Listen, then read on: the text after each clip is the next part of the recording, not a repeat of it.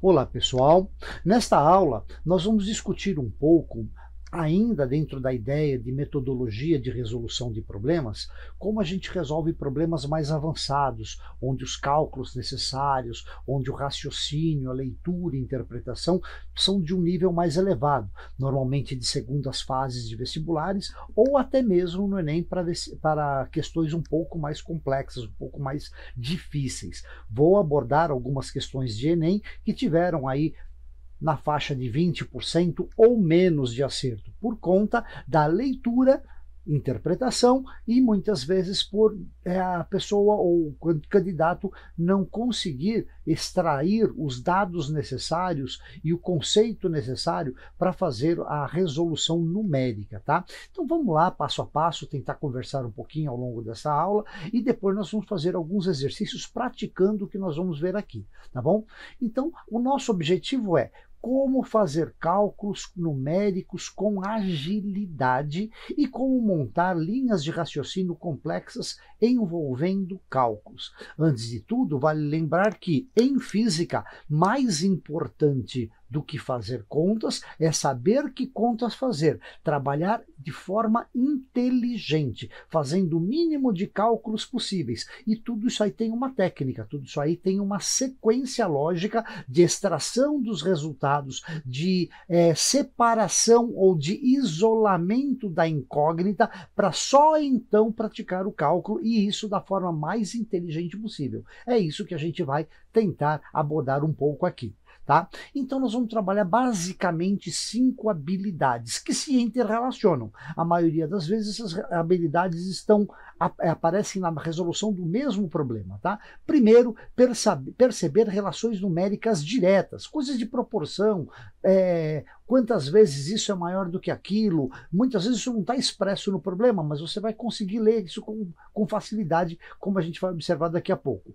Perceber relações numéricas aproximadas, fazer aproximação em cálculos é muito importante. Muitas vezes você não precisa terminar o cálculo, se souber fazer boas aproximações. Tá? Não tem que fazer uma conta de dividir muito quebrada, não. Faz a aproximação que você chega lá no resultado, sabendo que aproximação fazer. Estimar e comparar relações numéricas também é comparação de grandezas. Tá? Isso a gente vai trabalhar bastante. Relações em cadeia, quando um resultado depende do anterior, que depende do anterior e daí por diante. E por fim, os próprios cálculos complexos, como a gente falou. Tá? Então, basicamente, essas são as habilidades que a gente pretende trabalhar e vamos começar a demonstrar a partir de agora. Primeira, perceber relações numéricas diretas. A maioria das equações da física, a maioria das questões, não só de física, tá? Também isso aparece bastante na química, são relações numéricas diretas. Quantas vezes isso varia em função daquilo, numa equação de primeiro ou de segundo grau. Não passa muito disso, não. Então, lá, eu tenho grandezas diretamente proporcionais. Por exemplo, velocidade é distância sobre tempo. Logo, distância, velocidade vezes o tempo é direto. Aumentei o tempo, aumento a distância, se a velocidade for constante. Inversamente proporcionais. Primeira lei de Ohm. A corrente é inversamente proporcional à resistência. Aumentei a resistência, diminuo a corrente. Muito rápido e direto. Isso é uma lei. Tem que estar guardado. Eu não tenho que fazer conta para isso. Tá? Proporcionais ao quadrado, como da energia cinética. mv quadrado sobre 2. Muita gente bobeia aqui, porque se eu dobro a velocidade, na verdade, eu quadruplico a energia cinética, tá? É proporcional pelo quadrado. Isso vai aparecer lá na segunda lei de Ohm também, tá? E proporcionais ao inverso do quadrado, como aqui a lei de Coulomb. A lei de Coulomb nos dá que a força elétrica é proporcional ao produto das cargas e inversamente proporcional ao quadrado da distância. O que significa isso? Aumento a distância, diminuo a força, mas não diminuo linearmente, eu diminuo pelo quadrado. Se a distância vale d, a força vale F. Se a distância vale 2d, a força vale F sobre 4. Se a distância vale 3d, a força vale F sobre 9. E assim por diante. São coisas que a gente tem que perceber a partir da própria interpretação do conceito, a partir da própria interpretação da lei. E tem questões exatamente assim. Eu não tenho que fazer conta, eu tenho que saber que conta fazer, e com ela fazer um raciocínio inteligente. Olha lá, que mais? Olha que exemplo interessante. Esse aqui é um exercício que derrubou um monte de gente lá no Enem, já é de alguns anos, e que simplesmente pedia para calcular a frequência do ponteiro. Ele nos dava esse conjunto de engrenagens e o número de dentes da engrenagem. Quem já estudou e sabe como é que funciona as relações de transmissão, quando eu não tenho diâmetro, eu posso substituir pelo número de dentes, pois sendo o número de dentes sendo o dente igual nas duas engrenagens, o número de dentes é proporcional ao diâmetro. Então eu tenho aqui, ó, no eixo motor, eu tenho a engrenagem A, que tem 24 dentes. No eixo, segundo eixo aqui, eu tenho a engrenagem B, a qual a engrenagem A está acoplada, que tem 72 dentes. No mesmo eixo da engrenagem B, eu tenho a engrenagem C, que tem 36 dentes. E a engrenagem C está acoplada à engrenagem D, que tem 108 dentes. E o ponteiro está acoplado ao mesmo eixo da engrenagem D. Ele me dava um valor aqui e pedia que eu determinasse qual era a rotação disso daqui. Olha, gente, pensa um pouquinho. É muito fácil. Vamos pensar comigo aqui. Ó, ele me dava, se não me engano, que eram 18 RPM, a rotação da engrenagem A, do eixo do motor. Vamos pensar um pouquinho, relação numérica direta, tá?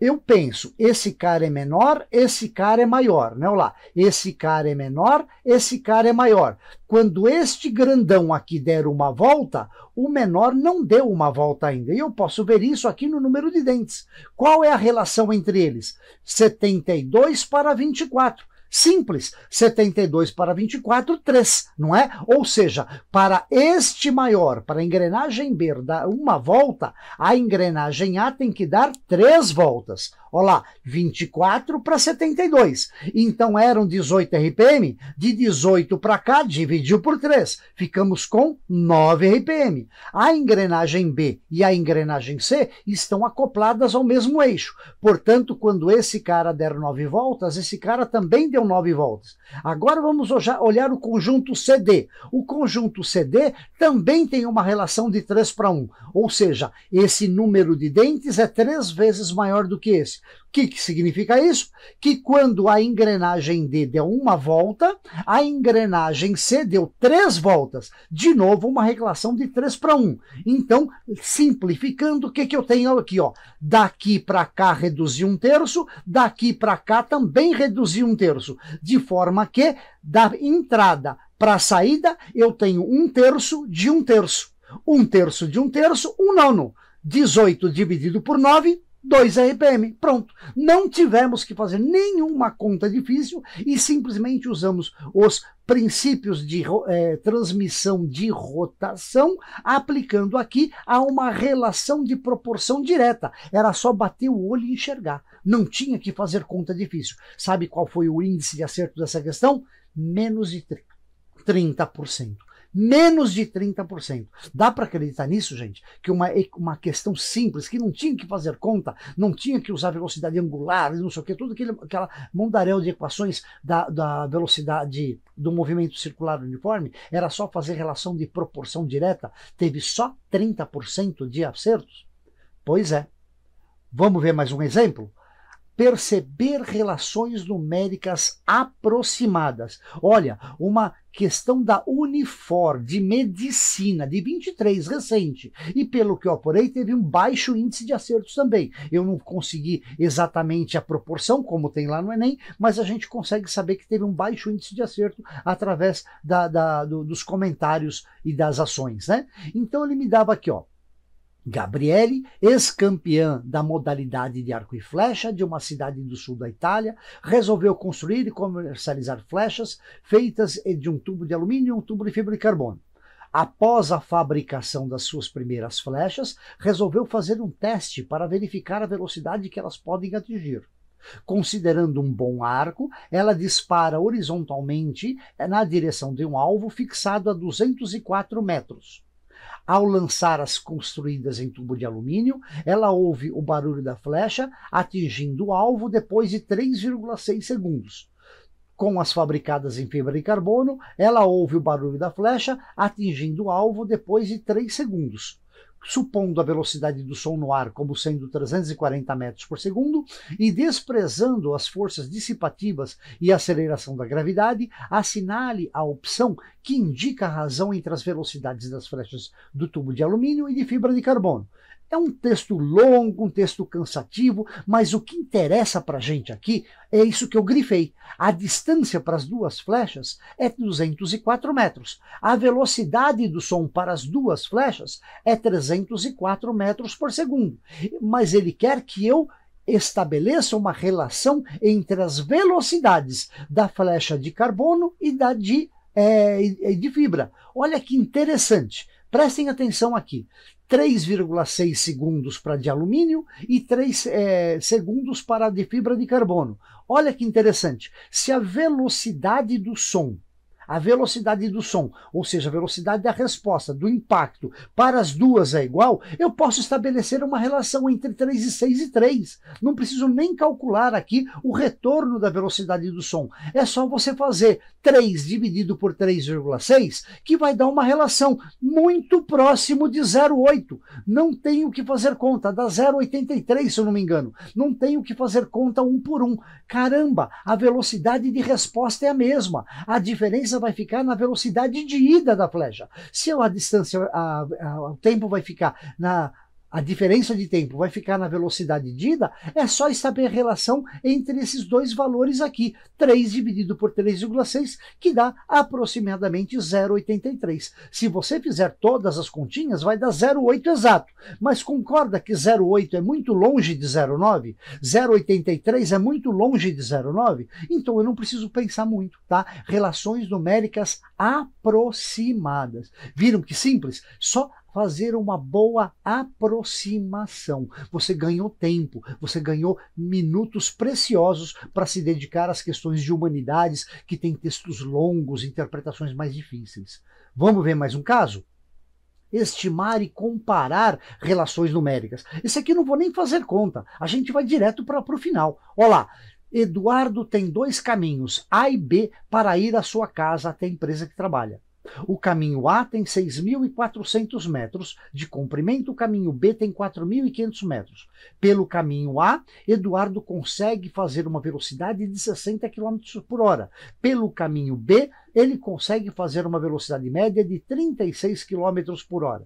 Qual dos caminhos A e B ele percorre em menos tempo? Gente, não tem que fazer conta. Para o item B tem que fazer, mas para o item A não. Olha aqui, 6.400 metros a 60 por hora. 4.500 a 36 por hora. 36 é mais do que a metade de 60. E 4.500 é 3/4 de 6.400 aproximadamente. Então eu faço uma comparação aqui, eu estimo e consigo falar 6.400 por 60 km por hora vai ser mais rápido do que 4.500 por 36. Não acredita? Vai aí e faça as contas. Você vai ver que vai dar exatamente, vai dar uma diferença bem razoável, tá? De 6.400 por 60. Ou seja, não tive que fazer contas. Para o item B eu já tenho, mas para o item A eu consegui estabelecer relação numérica. É lógico que, sendo uma questão dissertativa, ele pedia o cálculo, mas aqui é um exemplo, né? Tudo bem? Vamos ver mais um cálculo aqui, olha lá. Estabelecer relações em cadeia e realizar cálculos complexos. Aqui já é uma questão da FUVEST, segunda fase 2023. E foi uma questão difícil. Opa, depois eu tenho que fazer esse ajuste aqui do texto. A minha imagem cobriu o texto aqui. Mas, olha lá. Então ele dá um texto longo que a gente tem que comparar aqui analogias do tráfego veicular com black hole ou com buracos negros. Então tem um texto longo que a gente lê e desenvolve. Aí tem aqui o item A, que me dá a primeira parte, o item B, que pede a segunda parte, uma tabela para ler e assim por diante, um monte de coisas aqui. Olha aqui o cálculo, aí dá um monte de distratores aqui, um monte de coisa para considerar. E aí depois o cálculo. O item A, beleza, o item A a gente faz sossegado. O item B depende do item A. Estão vendo? Olha lá, o item A e B são dependentes um do outro. E o item C depende do item A e B, ou seja, relações em cadeia. E eu desenvolvi 3 cálculos, um na sequência do outro. Bom, como isso é um piloto, agora a gente parte para os exercícios.